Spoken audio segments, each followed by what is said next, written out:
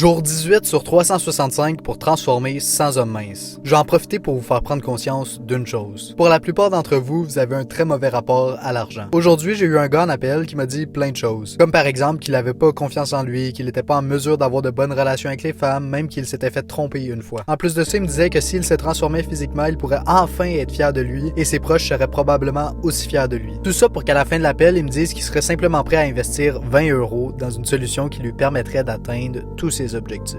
Alors qu'il n'avait pourtant aucun souci de finance ou quoi que ce soit. Et là, j'ai réalisé un truc. Votre rapport à l'argent est complètement déréglé. Une même personne peut investir des centaines d'euros dans un téléphone, dans un Mac ou encore dans une nouvelle paire de souliers, mais lorsque c'est le temps d'investir en soi, bizarrement, ça coince. Honnêtement, si vous pensez comme ça, le meilleur conseil que je peux vous donner, c'est de changer votre perception de l'argent. Donc, je dis pas de dépenser dans n'importe quoi, au contraire. Et je dis pas non plus de l'investir absolument avec moi. Je dis simplement que s'il y a un truc dans ta vie qui te rend inconfortable et que tu veux vraiment le changer, ça vaut le coup d'investir une grosse somme, si tu penses que ça peut t'aider. Parce que rien n'est plus important que le bien-être et la confiance en soi. Alors la prochaine fois que tu iras acheter le nouveau iPhone, pense-y à deux fois à savoir si tu pourrais pas l'investir autrement. Abonne-toi.